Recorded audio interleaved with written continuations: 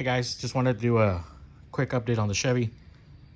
Just now digging into it, see why we were getting a screeching sound. You can actually hear it in the video. In our last video, you can actually hear a little whistling sound, a little screeching sound. So I don't know.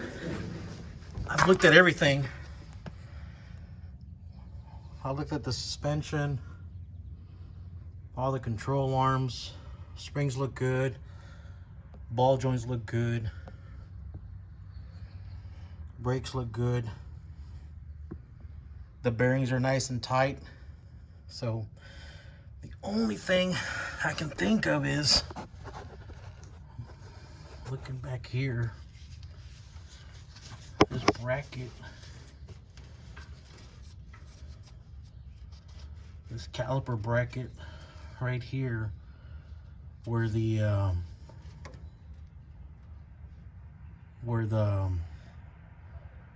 spindle has a bracket. You guys can see it. The spindle has a bracket that the caliper mounts to. So I don't know. I kind of see some trash in there. I don't know.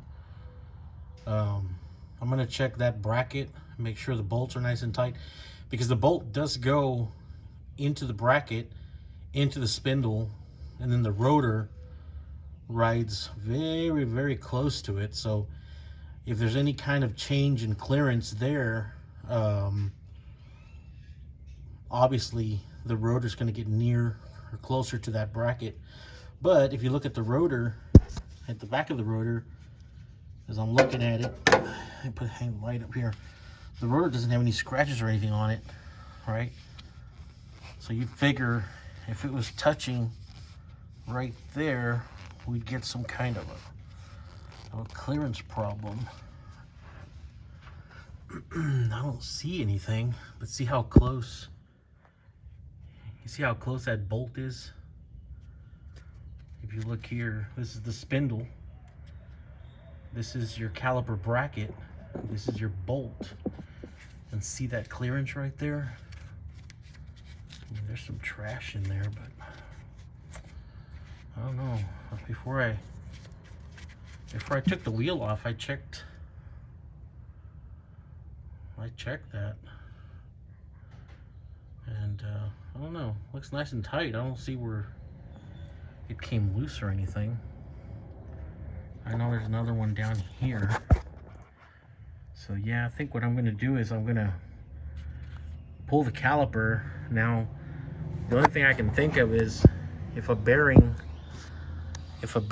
gave way a little bit and the caliper, or the rotor, I'm sorry, pushed in, but I don't think so either, because the spindle has it's kind of beveled, right? So the spindle only goes in so far. All right, it can't go any further than it does. So once it goes in, that's pretty much where it stays. You know, then you put your bearings, you put your nut. So I don't know, maybe I'm being paranoid. Maybe I'll go ahead and give it a couple of quick stops, you know, some panic stops, and get it to adjust. Like I said, oftentimes when I'm driving down the road, you'll hear like a bong, like a spring noise. And sometimes, and I didn't look, but you know how sometimes people put those little lift things in here, you know, to lift the spring up, to spread it open a little bit.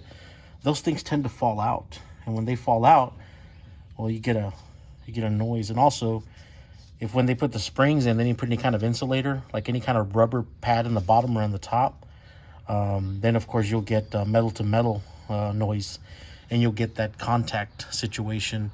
But other than that, I mean, everything looks good. The bushings here look good. The upper ball joints look like they're in good shape. This ball joint looks like it's in good shape. The one at the bottom, I mean, everything actually looks fairly fresh on this car. It's got KYB shocks on it. The bump stops are in good condition. The sway bar bushings are in good condition. Everything's nice and tight. So I don't know. Again, you know, the screeching sound was pretty bad. I mean, as I'm driving, if you go back and watch the video, now that I've removed the music from it, listen to it, and you can actually hear the screeching sound. That again sounded like a caliper was stuck or like a rotor was sticking or bump. The little noise you hear there, all that is just the brake pad moving back and forth. But if you look here, see how smooth it is? You know, like I said, I might remove the caliper. And then spin the rotor by itself. See if there's any play in the rotor, any play in the bearings. And then I'll look up the specs on this, on the clearance here, you know, and see what it's supposed to be. And like I said, there's a bolt up here that holds this caliper, and I believe there's another one on the other side that holds this caliper on. Let's see, let's look at that one. Looking at it from the back side, caliper bolt looks good. You can see there's actually a bigger bolt right there, if you guys can see it. See that big nut right there in that bolt? That's actually the caliper bracket as well. But that looks to be in good shape too, you know. I don't see where we'll be getting a screeching sound from. I thought maybe here where the rotor comes close to the right here. If I can get my light in there, right here where the rotor comes close to the spindle. I thought maybe there we were getting some noise, but no, there's well over a 1/4 inch of clearance there, so that's not it. Like I said, I've looked at everything with regards to rotation. So I don't know, maybe we got a rock in there. I think maybe a rock got in between one of the pad and the rotor. I did see over here that bushing looks bad. That bushing right there. Yeah, so we could probably replace that one. The front one looks good, but the back one looks like it's toasted. So we'll probably replace that one. I just noticed that the car has solid motor mounts. The car vibrates like crazy. I mean, everything vibrates, right? I'm not used to that because I've never had a car with solid motor mounts. And if you look here, you can see the frame tower, and you can see it's directed straight on the block with a solid mount. So that explains all the vibration that I get in the car. I mean, everything vibrates, and that's why if you put a mount with a rubber insulator or a polyurethane insulator, it really takes care of that situation. Then of course it's got this crazy oil pan on this big block where the steering goes through, and all these 55 Chevys, they have this ram steering. It's like a piston steering. It's kind of funky, but yeah, they got this ram steering that it's like a power steering, but not really, but it's supposed to help. I mean, it has hydraulic lines and everything go into it. If any of you guys know, how do I even add fluid to it? I mean, is there like, do I put like grease in it? Do I just grease it? I see a Zerk fitting down here, but that's for the steering arm. So I don't know. If you guys know anything about this type of system, let me know. But I don't see anything on this side. And this is the side that was making noise. This is the side that was screeching. I don't know, might have been something else. We did have some clearance issues with the new alternator. We had to put a new alternator on the car, and it was coming pretty close to the bracket, so we did have to grind down the bracket a little bit to get it to fit. So it might have been there, but I don't know. I don't see anything anything of concern. Like I said, the only thing I'm going to do is I'm going to pull the caliper off and you know, mess with the rotor a little bit, see if it's doing that. So let's do that real quick. Okay, so we've got the caliper off. These calipers, these kits are just they'll use, I believe, what's called a D52 caliper. It's a basic caliper you can find on most mid-70s cars, Malibus, Monte Carlos. It's just a very basic caliper and pads, you know. So you got your spindle, your bracket, Now this did concern me. Listen to this.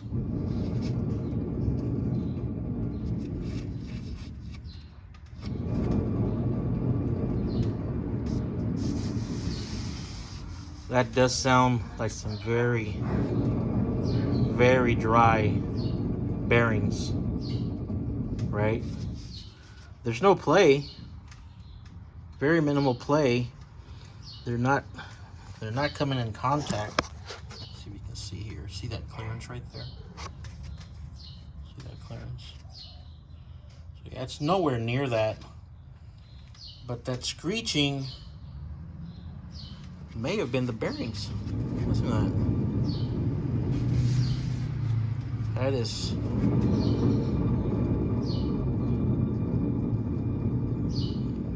That sounds like a very dry wheel bearing. I don't... And see how much that rotor spins. See how freely it spins. See that? Yep. I think that's the problem, guys. Is the bearings are super dry. I'm gonna pop this off, pop the nut off. I think there's a little cotter pin in there. Pull the rotor off, and unfortunately, when you do that, sometimes the seal pops off too. But again, these rotors, these calipers, they're all very basic. You know, mid-70s, mid-size car. 76, 77 Novas, Malibus, things like that will have this type. As a matter of fact, I think these are actually the same rotors that you would use like in a Chevelle or a Nova. So, yep, I'm gonna pull those off and grease the bearings up and see how it sounds. Or actually, I need to inspect the bearing and the race and see if it's not eaten up. And we might have to put new bearings and races and a new seal, grease them all up, both sides.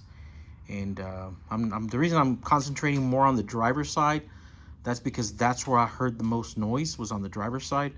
I didn't really, I mean, the car's pretty loud inside, so, you know, if it was on the passenger side, I wouldn't be able to hear it, but I definitely heard it on the driver's side. So, yep, so let's finish taking this apart. Ooh, listen to that. All right, let's finish taking that apart, and then we'll check out those bearings. All right, I'm 100% sure we found the problem. So, took off the rotor. The everything's dry. Everything's super dry. Grease cap. What I like to do is once I have the bearings nice and lubed, I like to put a little grease in there, just so with the heat that grease will melt and lubricate. But definitely, yeah, everything's dry. If you look in there, super dry, super old grease. And then definitely, with regards to the screeching, if you look at this bearing, look at this. See the damage? See that? This is the front bearing, the outer bearing, what they call it. If you keep looking at it, see, we got some missing metal there. So you got 1, 2, 3 of those little needle bearings that are getting ready to pop out. So, yep, that's where the screech was coming from. That'll definitely cause, you see that needle bearing wants to fall out. That'll definitely cause that noise, that screeching noise that I was hearing. So, yeah. Yep, so we need to take these down. You have the bearing numbers there, made in the good old US of A. So I'm going to take these down to my buddy down at the O'Reilly Auto Parts, have him look up that number, that bearing number, have him give me the races, the bearings, inner and outer, new seal. I believe I've got grease here to grease it up. I've got some ultra high temperature grease. So yeah, we'll grease everything up, put everything back together, give her a spin, and that should take care of the problem. Yeah, I had an old Nova that I sold years back that sometimes I wish I had. And then I remember all the issues I had with that car. That car had bad spindles on it, where a bearing had spun on it really bad and actually scarred the spindle. and that car would kill inner bearings I'd say about every 45 days it would kill the bearings. So it was a big hassle, and that was a daily driver I owned, so it was a big hassle to be changing bearings on it all the time. But yeah, I know I could have replaced the spindle, but at the time I was kind of broke. I didn't have any money to buy new spindles. So yep, but I think that's it, guys. We're gonna go back and pull it apart, pull the other side apart, go get the parts and slap everything back together, and then we'll give the rotor a spin, see how it sounds, and then we'll take her out for a drive, see if she's ready for the Saturday shows. So yeah, let's go get some parts before the store's shut down. All right, so we've got everything we need to put the bearings back on the Chevy. Fortunately, the local O'Reilly Auto Parts had everything we needed in stock. Basically, what these bearings are, everything came off of like a 72 Nova. So that's what the front end, the conversion is using on this car. The inner and outer seals, the bearings, basically everything we're gonna need. Some high temperature disc brake grease, some gloves, because we're gonna grease up the bearings the old school way, which is the way that I've always done it. There are tools to do it, but we're gonna do it the old school way. Now, I don't want to turn this into a how-to video. I'm pretty sure some of you guys have already done this before, but basically we got to take the rotor, we got to knock the old races out, right? Pop those in, the new ones in, then put your new bearings in, right? And we got to grease the bearings first. The way you would do this is, obviously you put a little grease on your palm, and then you basically just rub the bearing back and forth on the grease, kind of like scooping it up with the edge of the bearing until you start seeing grease coming out of each needle bearing. Once that's done, the bearing is greased up. Throw it all back together, pop your seals on, and you're good to go. And that's what we're going to do right now. We're just going to go ahead and throw everything back together. Again, this is not a how-to video, so I'm not going to take more time to show you guys how we're tearing everything apart, or how I'm taking everything apart. And then yeah, once we're done, we'll spin the rotor again, see how it sounds, and then we'll go ahead and take the Chevy out on the road and see how it does. All right, we have our new bearings installed. We have the rotor back on, and check out the difference. Compare that to before, and I'll insert a video before here.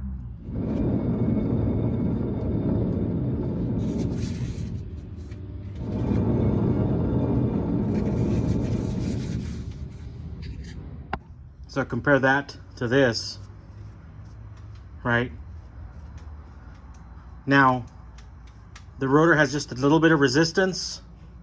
The cotter pin, there's a little hole that goes through, so you know that you don't over tighten it. You only tighten the nut enough to where you can see the little hole for the cotter pin.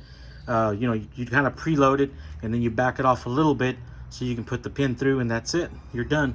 All we're gonna do now is put a little grease, just a tiny bit of grease in the grease cap. As you can see, this one's dry as a bone. It's all rusted out.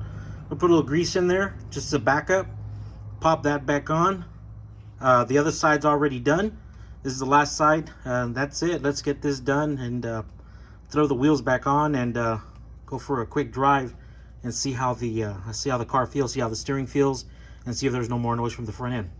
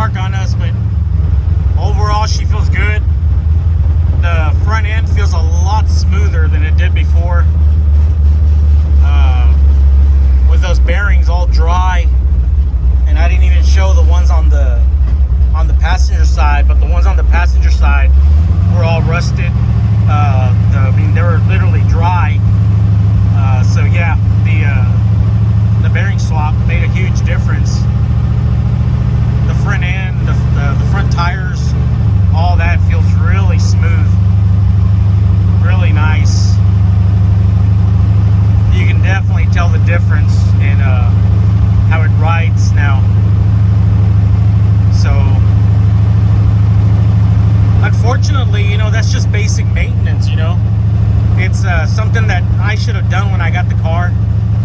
You know, when we get a car, we normally do an oil change, you know, do the basics, right? Check the brakes, things like that.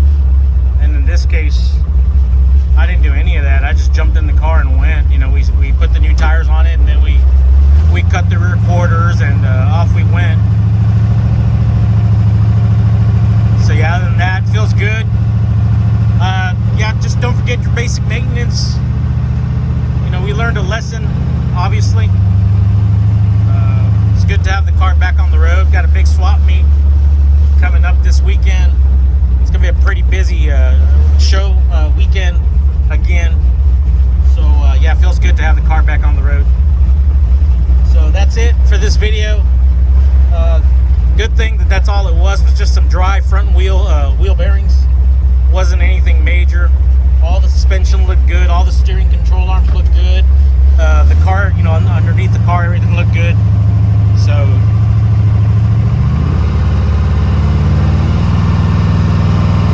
nothing major. Good thing. All right, guys. Thanks for watching. Please don't forget to hit the like button. Don't forget to subscribe. Like, comment, share, all that good stuff. And we'll see you guys on the next video. Thanks for watching. Bye.